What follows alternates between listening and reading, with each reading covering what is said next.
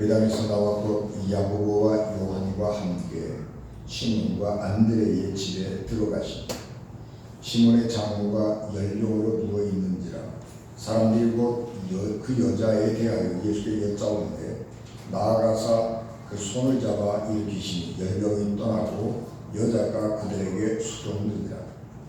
저물어 해질 때에 모든 병자와 귀신 들린 자를 예수께 데려오니 온 동네가 그 문 앞에 모였더라. 예수께서 각종 병이 든 많은 사람을 고치시며 많은 귀신을 내쫓으시되 귀신이 자기를 알므로 그 말하는 것을 허락하지 아니하시니라. 새벽 아직도 밝기 전에 예수께서 일어나 나가 한적한 곳으로 가사 거기서 기도하시더니 시몬과 및 그와 함께 있는 자들이 예수의 뒤를 따라가 만나서 이르되 모든 사람이 주를 찾나이다. 이르시되 우리가 다른 가까운 마을들로 가자. 거기서도 전도하리니 내가 이를 위하여 왔노라 하시고 이에 온 갈릴리에 다니시며 그들의 여러 회당에서 전도하시고 또 귀신들을 내쫓으시더라. 아멘. 기도하겠습니다. 은혜가 충만하신 하나님, 연약하고 부족한 종의 성령을 충만하게 하시고 주의 권능을 갑절로 더하여 주시옵소서. 예수님 이름으로 기도하옵나이다. 아멘. JTBC 노래 경연 프로그램 Sing Again 무명가수전에서 무명가수 30호가 우승을 하고 1억 원을 상금으로 받았습니다. 그리고 이제 무명가수가 아니라 유명 가수로서 활약을 펼치게 되었습니다. 그런데 놀라운 것은 그 무명가수 30호가 유명한 목사님의 아들이라고 하는 사실이었습니다. 무명가수 30호 이승윤 군의 아버지는 이재철 목사입니다. 이재철 목사님은 주님의 교회를 섬기시다가 호련히 사임을 하고 한국 기독교 100주년 기념교회를 설립을 하셔서 목회하시고 그 교회를 대형 교회로 성장시킨 분입니다. 그러나 은퇴를 하면서 전별금도 받지 않고 떠나면서는 교인들에게 철저하게 나를 버려달라는 당부의 말을 하면서 떠나갔습니다. 그래서 더 유명한 목사님이 되었습니다. 무명가수였던 이승윤 씨는 싱어웨이 무명가수전에서 우승을 한 후에 우승 소감을 말하면서 기독교와 교회, 아버지에 대해서 한마디도 하지 않았지만 어떻게 해서인지 이승윤의 아버지가 목사님이고 그리고 그것도 유명한 목사님이라고 하는 사실이 알려진 후에 국민의 종교국이 제작한 유튜브 동영상 그분이 알고 싶다 라는 동영상에 방문자가 100만 명을 훨씬 넘게 되었습니다. 그리고 그 아래 600개 정도의 댓글이 달렸는데 긍정 일령도 기독교에 대한 긍정적인 댓글이었습니다.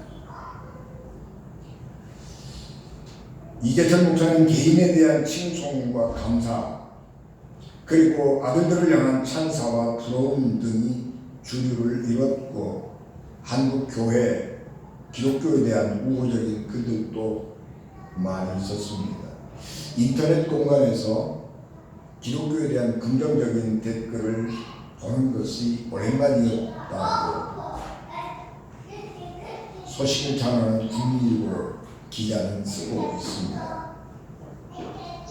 그동안 교회는 점점 대중의 관심에서 멀어져갔고 코로나19가 창궐하는 속에서 종교 관련 시설에서 집단 발병이 계속해서 일어나면서 교회는 입지가 점점 좁아져 갔는데 무명가수 30호 이승윤 현상을 접하면서 교회가 예상치 않은 박수를 받게 된 것입니다.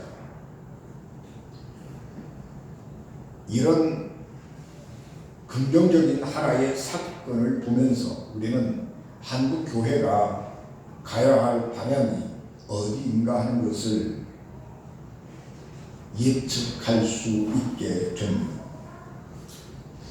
경영학에서 사람을 네 종류의 유형으로 설명을 합니다. 공감형 인간과 자기중심적 인간, 그리고 관계지향형 인간과 과업지향형 인간, 이렇게 넷으로 나누는 것이죠.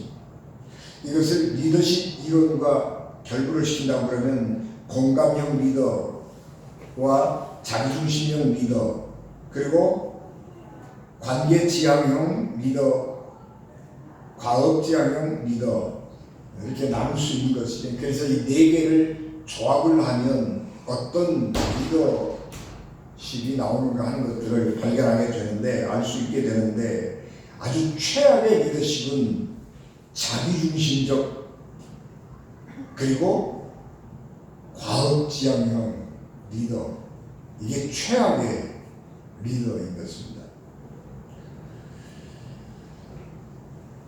그리고 이 네 개의 유형 중에서 가장 최악의 유형의 사람 혹은 지도자는 자기중심적 인간입니다. 자기중심적 인간은 어디를 가든지 관계를 파괴하고 조직을 파괴하는 사람이기 때문에 그렇습니다. 그런데 우리 현대 사회가 요구하고 있는 유형은 과업지향형 인간입니다. 과업지향형 인간, 과업지향형 지도자는 생산에 대한 관심이 굉장히 높습니다. 그래서 얼마나 효율적으로, 경제적으로 산물을 이렇게 산출할 것이냐, 생산물을 산출할 것이냐 하는 데에 관심이 있고, 인간 관계에 대해서는 관심을 갖지 않습니다. 그래서 목표 달성에 대한 열정이 굉장히 강조되기 때문에 차가운 관계가 될 수밖에 없는 것입니다. 그래서 생산성, 효율성을 중요하게 생각하는 우리 현대 사회는 차가운 냉담한 사회가 되는 것입니다. 한국 교회는 지금까지 교회 성장 지상주의, 개교의 중심주의가 주된 목표였기 때문에 교회도 얼마나 빠른 시간에 얼마나 큰 부흥을 이루었느냐 하는 것을 기준으로 해서 그 교회가 대단한 교회, 그리고 그 목사님이 굉장히 훌륭한 목사님, 성공한 목사님이라고 하는 칭송을 했습니다.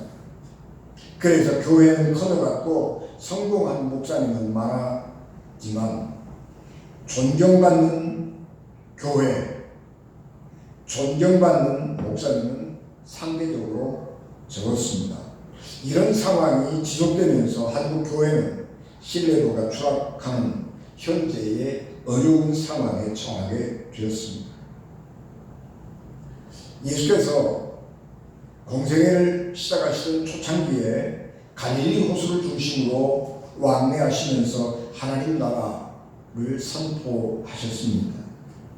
안식일에는 회당 예배에 참석해서 예배를 드리고 하나님의 말씀을 전했고, 평일에는 갈릴리 호수 주변 도시들을 다니면서 병든 사람들을 고쳐주셨고, 귀신 들린 사람들에게서 귀신을 내쫓아 주면서 온전한 삶을 살도록 도와주셨습니다. 오늘 우리가 공독한 하나님의 말씀은 어느 날 예수님께서 가버나움 지역에서 복음을 전하시다가 안식일을 맞이하게 되었는데, 안식일에 예수님은 가버나움 회당에 들어가셔서 예배를 드리시고 그리고 그곳에서 하나님의 말씀을 전했습니다. 그런데 그 가버나움 회당 예배에 참석한 사람 중에 귀신 들린 사람이 있어서 예수님께서 안식일 날 회당에서 그 귀신 들린 사람을 고쳐주셨습니다. 그리고 예배가 마친 후에 회당에서 나오셔가지고 안드레의 집이고 베드로의 처갓집인 곳에 집에 들어가셨는데, 그곳에 베드로의 장모님이 열병에 걸려서 앓고 있는 것을 알게 되었습니다. 그래서 예수님께서 베드로의 장모님의 열병을 고쳐주셨습니다. 그랬더니 그 베드로의 장모님이 이름도 없고 그냥 아무것도 알려지지 않은 한 평범한 여인인데, 이 여인이 일어나서 예수님과 그 일행을 수종했다, 섬겼다, 봉사했다, 그렇게 말씀을 합니다. 예수님으로부터 기적을 경험하고 병고침을 받은 이름 없는 한 여인이 예수님의 그 은혜에 감사해서 섬겼는데, 이 섬김은 천사들이 섬기는 섬김이고 예수님의 제자들이 앞으로 세상에 나가서 섬겨야 될 섬김을 섬기는 것이고, 예수님 자신이 이 세상을 위해서 섬겨야 할 일을 하고 있는 것입니다. 이름 없는 이 한 여인이 예수님과 그 일행을 섬기는 이 섬김의 봉사가 이렇게 큰 의미를 가지고 있는 것이고, 그 많은 섬김들을 포괄하면서 그 섬김을 칭찬하고 있는 것입니다. 그리고 그 날이 지나고 난 후에 안식일이 끝난 것입니다.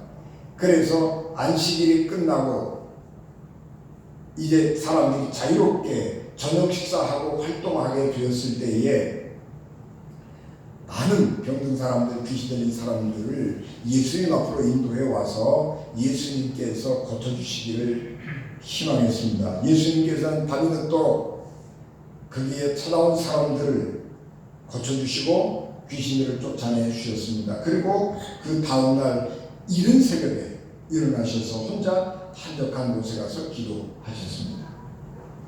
예수님께서 이른 새벽에 혼자 기도하고 계셨을 때에 지난밤에 예수님의 기적을 경험했던 많은 사람들이 있었지만 아직도 자기들의 문제를 해결하지 못한 사람들이 너무 많이 있어서 아침에 해가 뜨자마자 자기들의 문제를 가지고 예수님을 찾아온 것입니다. 그러나 예수님은 거기에 계시지 아니하시고 기도하러 외딴 곳에 가 계셨기 때문에 제자들이 예수님에게 찾아와서 선생님, 사람들이 예수님께서 기적으로 문제들을 해결해 주시고 병을 고쳐주시기를 바라는 많은 사람들이 예수님을 기다리고 있습니다. 그렇게 전했을 때에 예수님께서 그 사람들에게로 돌아가시 아니하시고 아니다, 나는 그 사람들을 고쳐주는 것, 그 사람들의 문제를 해결해 주는 것일 뿐만 아니라 그 외에도 많은 사람들을 돌보고 섬겨야 될 사람들이 많이 있는데 나는 그 사람들을 향해서 가겠다, 그렇게 말씀을 하시면서 다른 곳에 가셔서 복음을 전하셨습니다.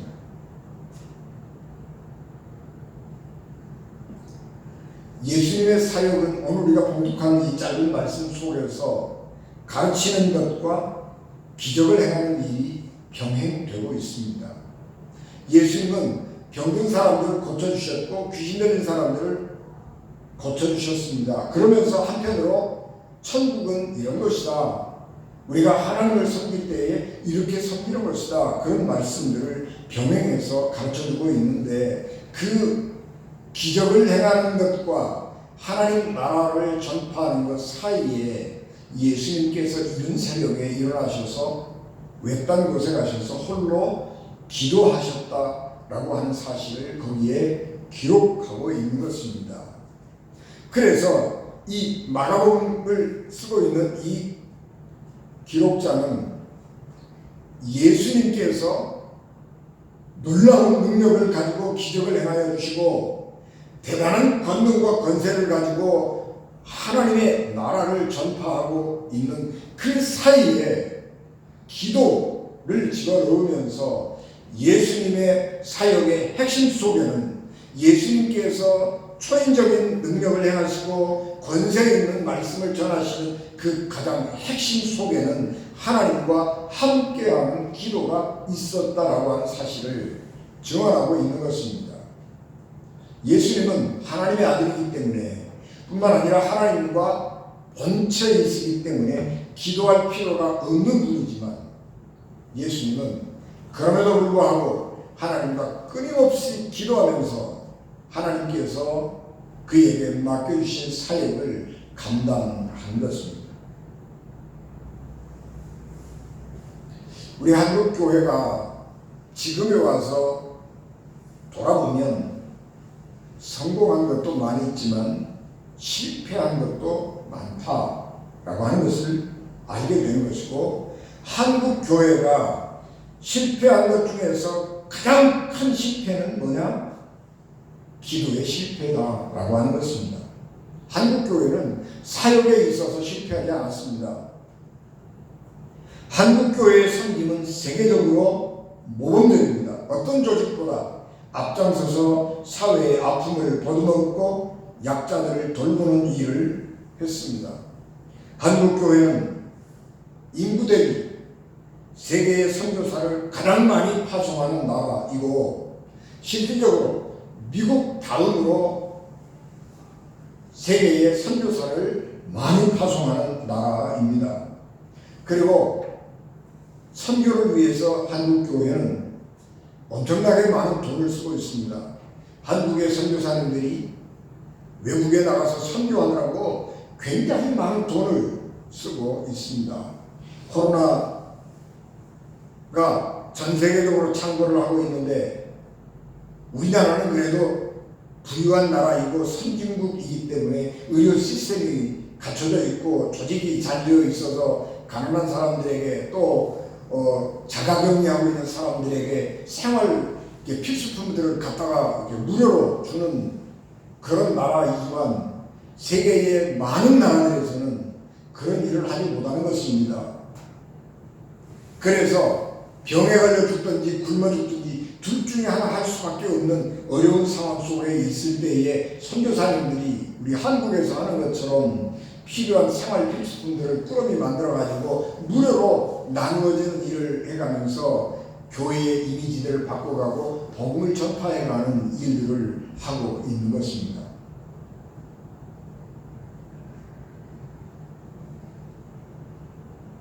뿐만 아니라 한국에서도 우리나라에서도 교회가 굉장한 일을 하고 있습니다. 예를 들면 어떤 한 교회가 중심이 되어서 매년마다 지속하고 진행하고 있는 행사가 있는데 6.25 참전 용사 방한 사업입니다. 1950년에 한국에서 전쟁이 터졌을 때에 16개국의 유엔군이 우리나라에 참전을 했습니다. 그리고 그분들 중에 돌아가신 분들도 계시지만 아직도 살아계시는 분이 계십니다. 그런데 어떤 한 교회가 1년에 수억 원씩의 예산을 들여서 엄청난 노력을 해가면서 나라를 돌아가면서 그 참전용사들을 우리나라에 초청을 하고 그들의 노고를 치하하고 오래전에 당신들이 젊음을 바치고 피를 흘려가면서 싸워 죽었던 나라가 이렇게 부강한 나라가 되었고 그 은혜를 그 감사함을 잊지 않고 있습니다 라고 하면서 그분들을 초청해다가 또는 초청을 하지 못하면 찾아가서 감사를 전하고 선물을 전하고 할 때에 그분들이 감격하고 정말 우리가 한국에 가서 피를 흘리면서 싸웠다고 하는 사실에 대해서 자부심을 느끼고 살아가는 이런 놀라운 사업을 하는 것은 국가가 하지 못하는 엄청난 일을 한 것입니다. 교회가, 그것도 한 교회가 이 놀라운 일을 하고 있는 것입니다. 그럼에도 불구하고 사람들은 그런 일들을 칭찬하기보다는 그런 일들을 드러내면서 교회의 허물을 덮어주기보다는 교회의 부족함을 들어서 비난하는 일들에 더 열심을 내고 있는 것입니다.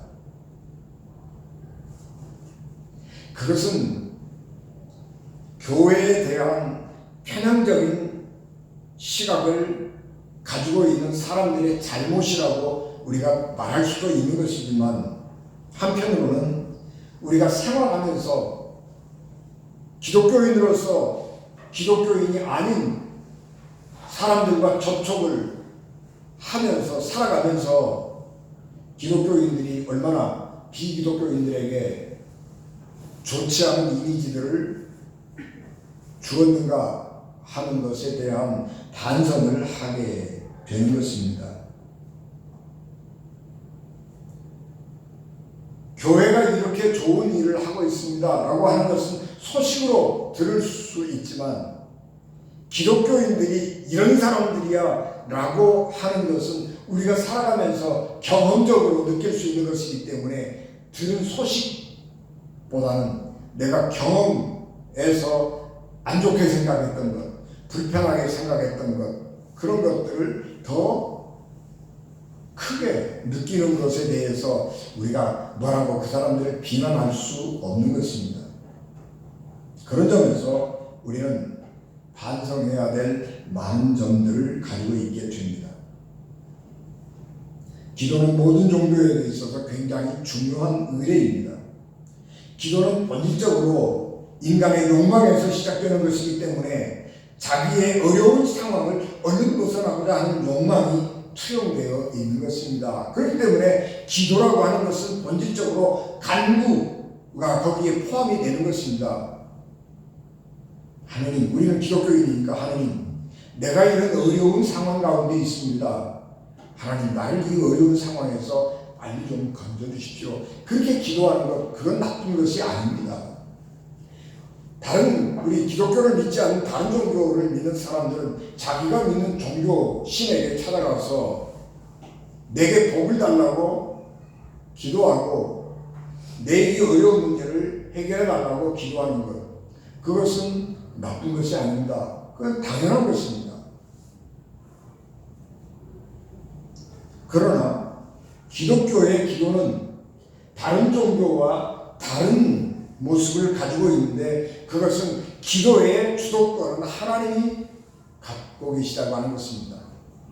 하나님이 우리를 하나님의 자녀로 초대하신 것입니다. 그래서 우리가 하나님의 자녀가 되었고 하나님의 자녀이기 때문에 하나님과 친밀한 관계를 맺는 사람들이 된 것입니다.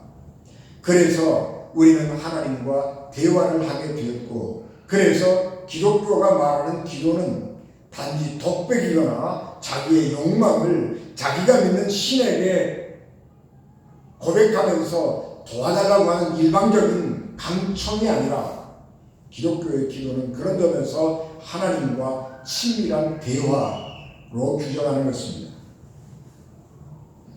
그렇기 때문에 기독교의 기도는 생명이고 호흡이고 하나님과의 대화입니다.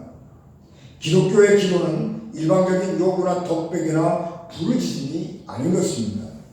대화는 일방적으로 상대방에게 요구하는 것이 아닙니다.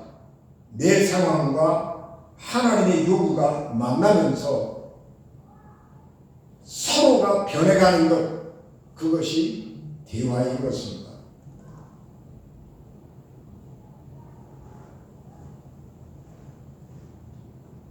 그러므로 기독교의 기도는 하나님과의 대화를 통해서 하나님도 변해가시고 기도를 하고 있는, 그래서 하나님과 대화하는 나도 변해가는 것이, 그래서 기도를 하는 과정에 나와 하나님이 상호 변해가는 것이다 라고 하는 것입니다.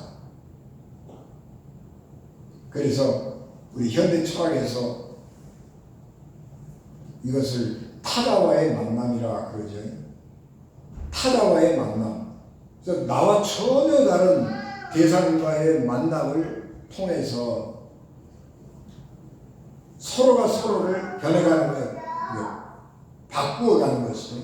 그래서 레비나스라고 하는 철학자는 타자와의 만남, 그렇게 정의를 하는 것입니다. 그래서 우리는 타자와 끊임없이 만나야 되는 거예요. 우리가 여행을 많이 해야 되는 것이고, 우리가 많은 사람을 만나야 하고, 우리가 새로운 경험을 해야 하는 것은 뭐냐 그러면, 나와 전혀 다른 사람들과 만나면서, 나와 전혀 다른 문화와 만나면서 그 사람도 변하는 것이지만 내가 변해가야 하기 때문에 타자와의 만남이라고 하는 것은 우리 삶에 있어서 가장 중요하다고 말하는 것입니다.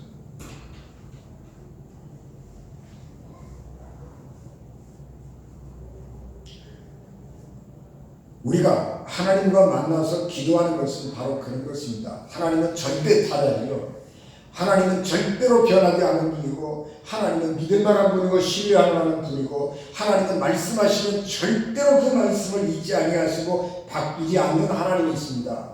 그런데 그 절대 타자인 하나님과 내가 만나서 대화를 하다 보면, 하나님과 내가 만나서 기도를 하다 보면 어느 결에인가 절대로 변하지 않을 것 같은 그 하나님도 변하는 것을 보게 되는 것이고, 그 하나님의 변화를 하는 것을 통해서 나도 변화해 가고 있는 것입니다. 제가 우리 은진 아침에 썼습니다만, 우리가 예수 그리스도를 믿는 것은 내가 더 부자로 잘 사는 게 해주십시오, 그렇게 믿는 게 아니고, 내가 예수를 믿어서 예수님의 능력과 하나님의 축복을 받아서 내가 더 부자로 잘 살아야 되겠다 라고 하는 것 때문에 예수 그리스도를 믿는 것이 아니고, 내 속에 무엇이 있는가를 들여다보면서 나를 그 하나님 앞에 내어놓고 내 속에 하나님의 은혜와 진리가 깃들 수 있는 공간을 만들기 위해서 우리가 예수 그리스도를 믿는 것입니다.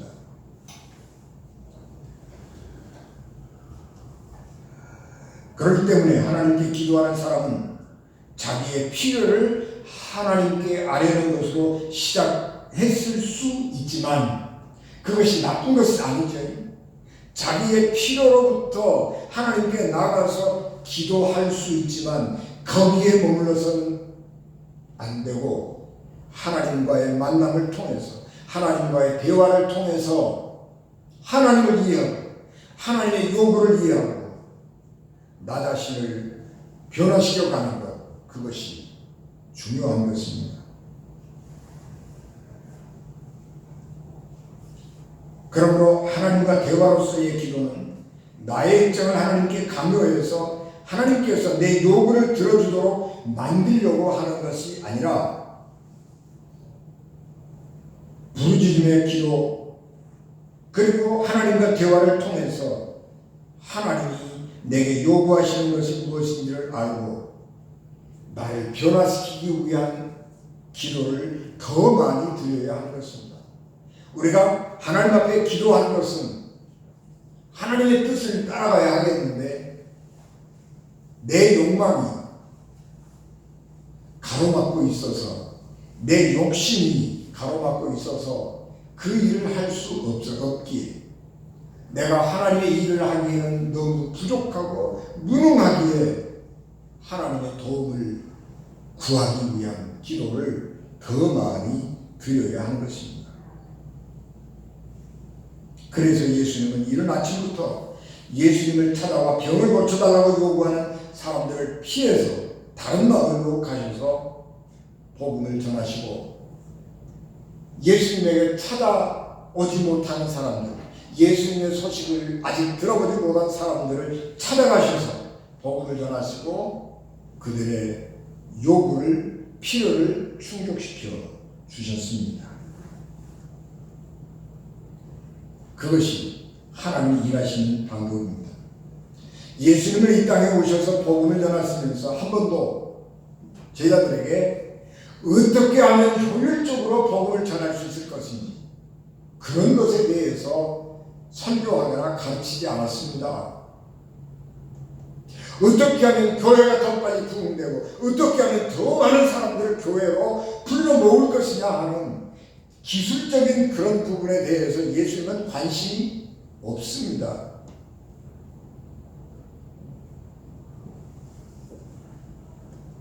귀신들이 예수님을 보면서 나는 당신이 하나님의 아들이신 줄을 안다. 당신이 이 세상을 구원할 메시아라고 하는 것을 안다. 그렇게 귀신들이 말할 때에 어떻게 생각해보면 유명세잖아요. 사람들뿐만 아니라 귀신들조차도 예수님이 누군 줄 안다고 하는 것은 굉장한 유명세를 탈 수 있는 것이고 복음을 효율적으로 전할 수 있는 좋은 기회가 될 수 있음에도 불구하고 예수님은 귀신들에게 잠잠하라 그렇게 말씀하시면서 명령하시면서 귀신들이 예수님에 대해서 그렇게 동네방네 떠들고 다니는 건 허락하지 않으셨습니다.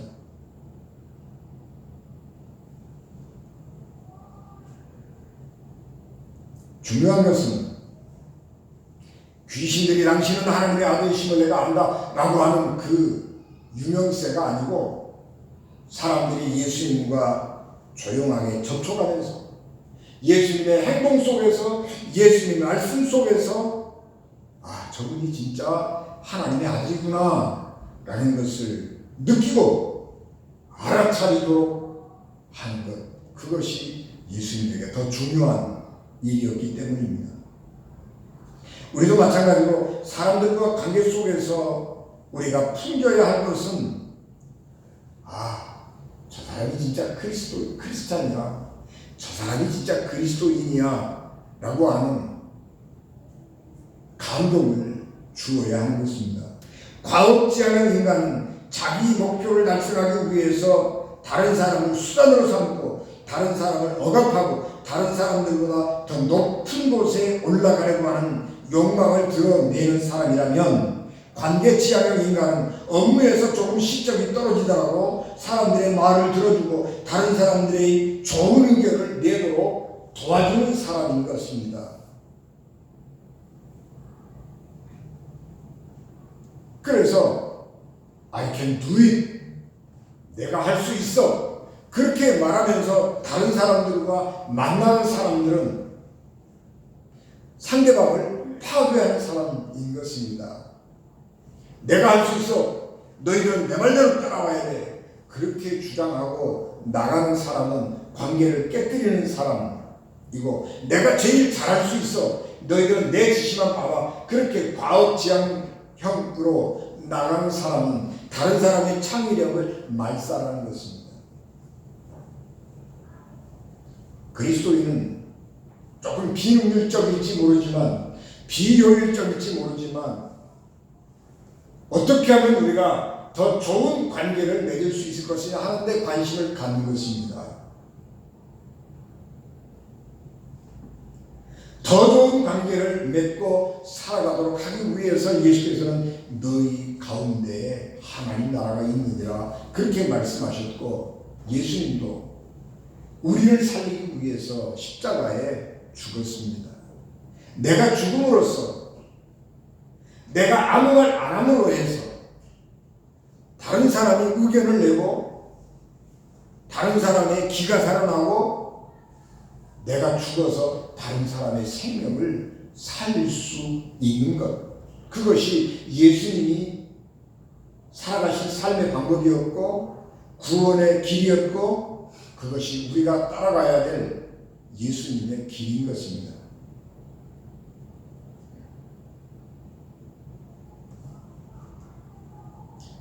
지금은 교회가 할 수 있는 일이 점점 줄어가고 있는 세대입니다. 그러나 교회가 세상에 자랑할 수 있는 것은 사람이 많이 모인 숫자나 예배당의 크기가 아니라 예수 그리스도를 닮은 사람인 것입니다. 교회의 큰 능력은 하나님과 동행하면서 하나님을 닮은 사람이 교회의 능력이고, 예수 그리스도의 향기를 풍기는 사람이 교회의 힘인 것입니다. 그러므로 내가 먼저 그리스도를 닮은 사람이 되어야 합니다. 예수님처럼 깨어 늘 기도하면서 내가 어떤 사람인가 하는 것을 알고 하나님의 도우심을 구하는 겸손하고 사랑이 넘치는 사람이 되어야 합니다. 지금은 그렇기 때문에 개인적 영성이 매우 중요한 때입니다. 하나님의 뜻이 이 땅에 이루어지도록 하기 위해서 내가 하나님을 닮은 사람이 되어야 하는 때인 것입니다. 내 뜻을 성취하고 내 욕망을 달성하는 것보다 내 영혼이 하나님을 닮아 거룩한 하나님의 백성이 되어야 하는 것입니다. 그래서 그런즉 너희는 먼저 그의 나라와 그의 의를 구하라. 그리하면 이 모든 것을 너희에게 더하시리라. 마태복음 6장 33절에 예수께서 말씀하셨고요. 마태복음 5장 48절에 그러므로 하늘에 계신 너희 아버지의 온전하신 같이 너희도 온전하라. 그렇게 우리에게 말씀하셨습니다. 하나님의 뜻을 실현하기 위해 자신을 버리신 예수님처럼 우리도 하나님의 영광을 위해 우리 자신을 낮추고 하나님과 동행하는 은인자도 되시기를 주 예수 그리스도 이름으로 축복합니다. 기도하겠습니다. 은혜가 충만하신 내 아버지 하나님, 저희들에게 하나님의 능력을 더하여 주시기를 간절히 바라옵고 원하옵나이다. 나를 자랑하고 나를 내세우기보다는 그리스도를 자랑하고 그리스도를 내세우게 하시고, 다른 사람을 먼저 앞세우고 다른 사람들이 살아나고 다른 사람들이 일어날 수 있도록 도와주는, 뒷받침하는, 스스로 주연이 아니라 조연이 되는 겸손하고 거룩한 하나님의 사람들이 되게 하여 주시옵소서. 그러므로 십자가에 자신을 죽이심으로 죄인들을 구원하셨던 예수님처럼 우리가 온유하고 겸손함으로 다른 사람들에게 생명을 전하는 하나님의 사람들 되게 하옵시고, 교회의 능력과 권능을 회복시키는 저희들 되게 하옵소서. 우리 주님 예수 그리스도 이름으로 기도하옵나이다. 아멘. 지금은 교회의 머리가 되시며 길이요 진리요 생명이 되셔서 우리를 하나님 나라로 인도하시는 예수 그리스도의 은혜와 죄인들을 구원하시고 자기 아들을 십자가에 거이신 하나님 아버지의 극진하신 사랑하심과 성령님의 감동, 가와 역사, 위로 교통, 내게 주관하시니 피값으로 세우신 우리 은진 교회와 예배를 바쳐 돌아가는 사랑하는 성도들 심령과 가정과 기업과 어린 자녀들 위해 지금부터 영원히 함께 하시기를 간절히 축원하옵나이다. 아멘.